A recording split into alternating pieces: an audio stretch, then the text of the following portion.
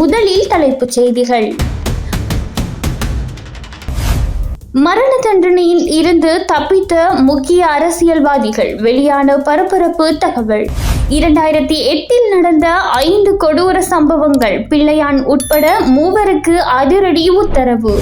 இலங்கையை நிலைகுலைய செய்ய சதி. அதிரப்போகும் சிறைகள் அடுத்தது என்ன?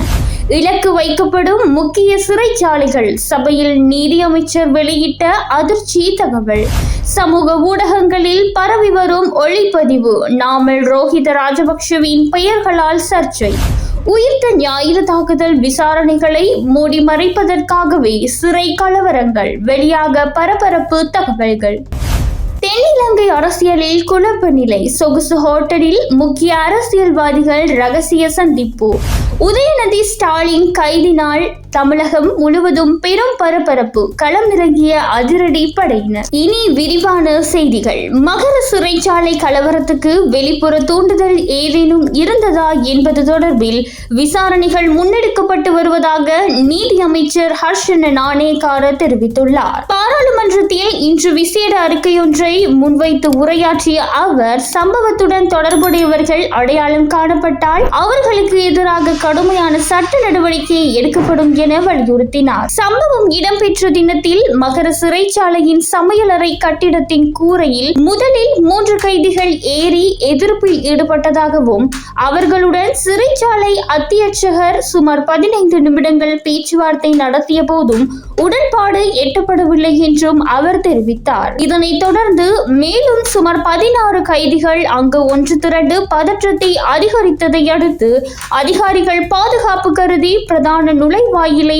மூடி பின்வாங்கியதாகவும் கூறினார். அதன் பின்னர் கைதிகள் பிரதான நுழைவாயில் மற்றும் நிர்வாக கட்டிடங்கள் மீது கற்கள் எறிந்து தாக்குதல் நடத்தியதுடன் நிலைமையை கட்டுப்படுத்த கண்ணீர் புகை குண்டுகளும் ரப்பர் தோட்டாக்களும் பயன்படுத்தப்பட்டதாக அமைச்சர் தெரிவித்தார். இதற்கிடையில் பிரதான நிர்வாக அலுவலகம், ஒழுக்காற்று பிரிவு, தொழிற்பிரிவு மற்றும் சமையலறை உள்ளிட்ட பகுதிகள் தீ வைத்து சேதப்படுத்தப்பட்டதாகவும் பின்னர் போலீசார், விசேட அதிரடிப்படை மற்றும் இராணுவத்தினர் உதவியுடன் நிலைமை முழுமையாக கட்டுப்பாட்டுக்குள் கொண்டு வரப்பட்டதாகவும் அவர் குறிப்பிட்டார். இந்த சம்பவத்தில் ஒரு கைதி உயிரிழந்ததுடன் மேலும் 8 பேர் காயமடைந்துள்ளனர். சிறைச்சாலை அதிகாரிகளுக்கு உயிரிழப்போ காயமோ ஏற்படவில்லை என்றும் அமைச்சர் தெரிவித்தார். வெலிகம சிறைச்சாலையில் இடம்பெற்ற முந்தைய சம்பவத்தில் இருந்து இது முற்றிலும் வேறுபட்டது என குறிப்பிட்ட அவர், மகர கலவரம் சிறை நிர்வாகத்தையே இலக்காக கொண்ட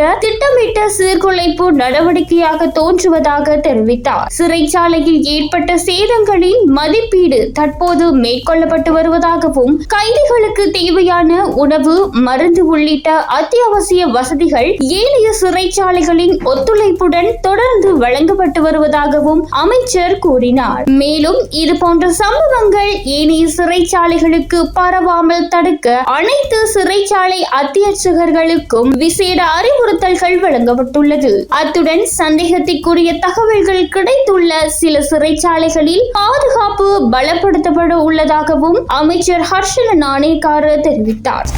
திட்டமிட்ட குழு ஒன்றினால் மேலும் 5 சிறைச்சாலைகளில் மோதல்களை ஏற்படுத்தி பாரிய அழிவை ஏற்படுத்த திட்டமிடப்பட்டுள்ளதாக தென்னிலங்கை ஊடகம் ஒன்று பரபரப்பு செய்தி வெளியிட்டுள்ளது.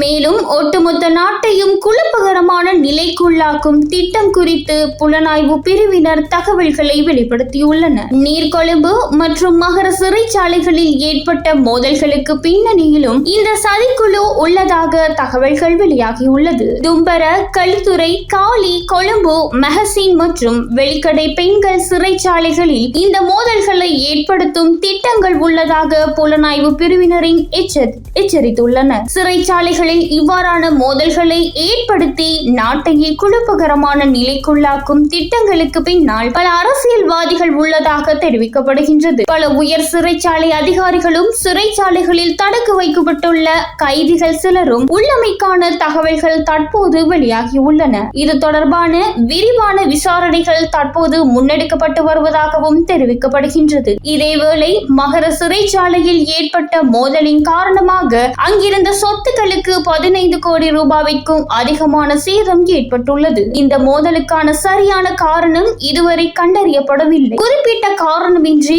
இந்த மோதலானது சதிக்குழுவின் வழிகாட்டலின் பேரிலேயே உருவாக்கப்பட்டுள்ளது என விசாரணை அதிகாரிகள் சந்தேகிக்கின்றனர். இதேவேளை தற்போது இலங்கையில் உள்ள அனைத்து சிறைச்சாலைகளின் பாதுகாப்பும் பலப்படுத்தப்பட்டுள்ளதாகவும் தகவல்கள் வெளியாகியுள்ளது.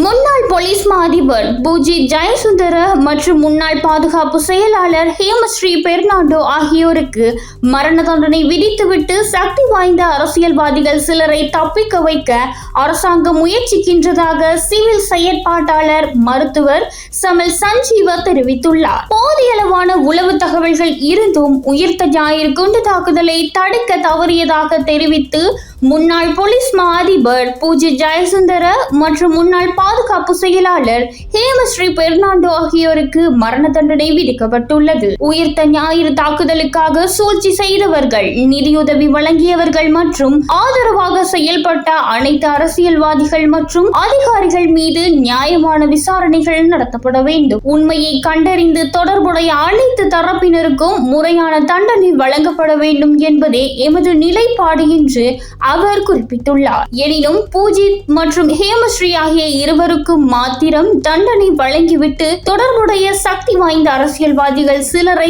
இந்த அரசாங்கம் தப்பிக்க வைக்க முயற்சிக்கின்றதோ என்ற சந்தேகம் எமக்கு உள்ளது. உயிர்த்த ஞாயிறு குண்டு தாக்குதல் தொடர்பாக முன்னர் விசாரணை செய்து குற்றச்சாட்டுகளுக்கு இலக்கான சில உயர் அதிகாரிகளிடமே மீண்டும் தற்போதைய விசாரணைகளும் ஒப்படைக்கப்பட்டிருப்பதே இந்த வழக்கின் நடுநிலை தன்மையை பாதிப்பதாகவும் அவர் குறிப்பிட்டார்.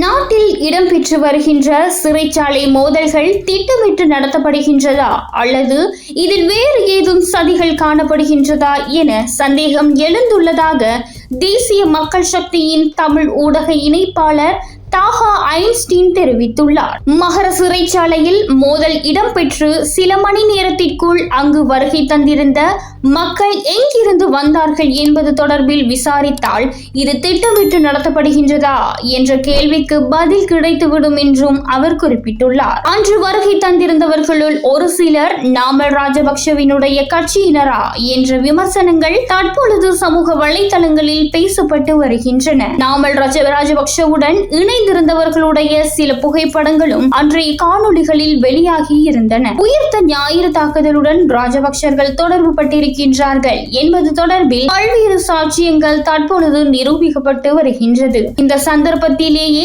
அவற்றை மூடி மறைப்பதற்காக இவ்வாறான கலவரங்களை இவர்கள் தோற்றுவிக்கலாம் என்ற சந்தேகம் தோன்றுகின்றது என்றும் அவர் குறிப்பிட்டுள்ளார். இந்த நிலையில் ராஜபக்ஷர்களின் குற்றங்கள் நிரூபிக்கப்பட்டால் அவர்களுக்கு தூக்கு தண்டனை கூட விதித்தாலும் ஆச்சரியப்பட வேண்டிய தேவையில்லை என்றும் அரசியல் ஆர்வலர்கள் கூறுகின்றனர்.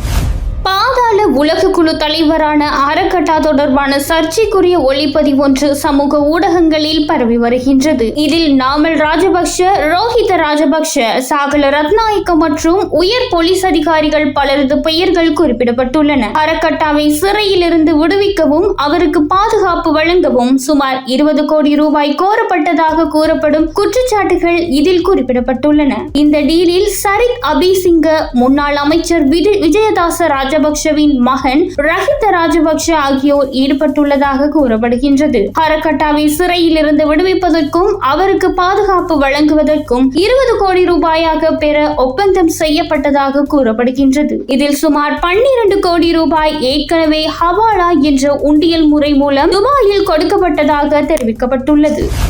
முன்னாள் ஜனாதிபதி மஹிந்த ராஜபக்ஷவின் மகன் யோசித ராஜபக்ஷ மற்றும் முன்னாள் கடற்படை தளபதி வசந்த கருணாகொட ஆகியோரை அழைப்பாணை கிடைக்க பெற்றதும் கொழும்பு மேல் நீதிமன்றத்தில் முன்னிலையாகுமாறு கொழும்பு நீதவான் நீதிமன்றம் உத்தரவிட்டுள்ளது. குறித்த சந்தேக நபர்களுக்கு எதிராக கையூட்டல் ஒழிப்பு ஆணைக்குழுவினால் தாக்கல் செய்யப்பட்டுள்ள முறைப்பாடு கொழும்பு பிரதம நீதவான் முன்னிலையில் விசாரணைக்கு எடுத்துக் கொள்ளப்பட்டது. இதன்போது சந்தேக நபர்களான யோசித ராஜபக்ஷ, ராஜபக்ஷ மற்றும் வசந்த கரண்ணாகொட ஆகியோர் நீதிமன்றத்தில் முன்னிலையாகியிருந்தனர். இதனைத் தொடர்ந்து கையூட்டல் ஒழிப்பு ஆணைக்குழுவினால் முன்வைக்கப்பட்ட விடயங்களை கருத்தில் கொண்ட நீதவான் இந்த உத்தரவை பிறப்பித்தார். யோஷித்த ராஜபக்ஷ மற்றும் முன்னாள் கடற்படை தளபதி வசந்த கரண்ணாகொட ஆகியோருக்கு எதிராக கையூட்டல் ஒழிப்பு ஆணைக்குழுவினால் கொழும்பு மேல் நீதிமன்றத்தில் நேற்றைய தினம் 8 குற்றச்சாட்டுகளை கொண்ட குற்றப்பத்திரிகை தாக்கல் செய்யப்பட்டது. வசந்த கரண்ணாகொட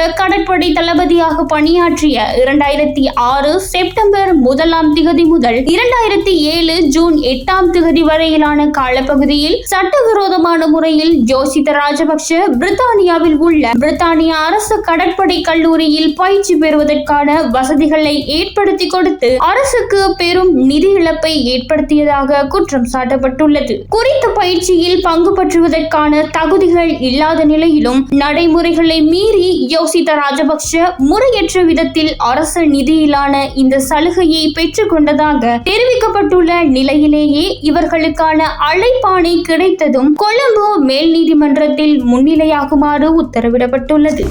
கொழும்பில் உள்ள பிரபல சொகுசு ஹோட்டலில் 2 முன்னாள் ஜனாதிபதிகளும் எதிர்க்கட்சி தலைவர்களும் ரகசிய உரையாடலில் ஈடுபட்டுள்ளதாக தகவல்கள் வெளியாகியுள்ளது. முன்னாள் வெகுஜன ஊடக அமைச்சகத்தின் செயலாளர் அனுஷா பல்பிட்டாவின் மகனின் திருமணத்தில் இந்த சந்திப்பு நடைபெற்றுள்ளது. இந்த நிகழ்வு கொழும்பில் உள்ள சொகுசு ஹோட்டலில் நடைபெற்றுள்ளது. இந்த சந்திப்பில் முன்னாள் ஜனாதிபதிகளான ரணில் விக்ரமசிங்க மற்றும் கோட்டாபய ராஜபக்ஷ, நாடாளுமன்ற உறுப்பினர் நாமல் ராஜபக்ஷ, முன்னாள் அமைச்சர் அனுர பிரியதர்ஷன யாப்பா மற்றும் அரசாங்க தகவல் திணைக்களத்தின் முன்னாள் பணிப்பாளர் தினித் சிந்தக கருணாரத்ன ஆகியோர் உரையாடலில் ஈடுபட்டுள்ளனர். இருப்பினும் இந்த சந்திப்பில் கலந்துரையாடப்பட்ட விடயங்கள் குறித்து இதுவரை எவ்வித தகவல்களும் வெளியாகவில்லை என தெரிவிக்கப்படுகின்றது.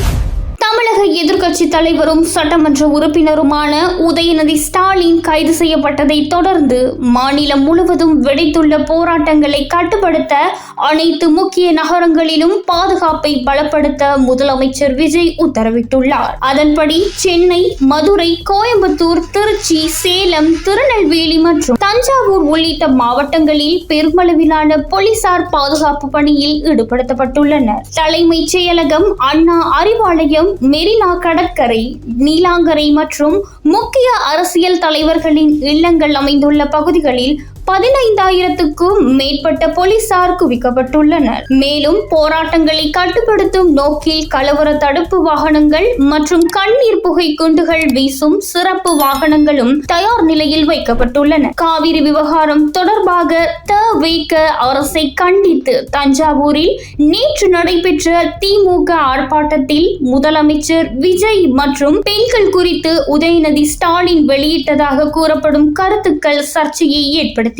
இதனைத் தொடர்ந்து அவர் மீது 6 பிரிவுகளின் கீழ் வழக்கு பதிவு செய்யப்பட்டு கைது செய்யப்பட்டுள்ளார். இதையடுத்து தமிழகத்தின் பல்வேறு பகுதிகளில் திமுக ஆதரவாளர்கள் ஆர்ப்பாட்டங்கள் மற்றும் வீதி மறியல் போராட்டங்களில் ஈடுபட்டிருந்தனர். இதனால் பல இடங்களில் கடைகள் மூடப்பட்டுள்ளதுடன் போக்குவரத்தும் கடுமையாக பாதிக்கப்பட்டுள்ளதாக தெரிவிக்கப்படுகின்றது. இதனை அடுத்து போலீசார் மற்றும் அதிரடி படையினர் பல பகுதிகளில் குவிக்கப்பட்டுள்ளனர். மேலும் உதயநிதி ஸ்டாலினின் நீலாங்கரை இல்லம் முன்பும் ஏராளமான ஆதரவாளர்கள் திரண்ட நிலையில் அப்பகுதியிலும் பாதுகாப்பு பலப்படுத்தப்பட்டுள்ளதாக தமிழக செய்திகள் தெரிவிக்கின்றன.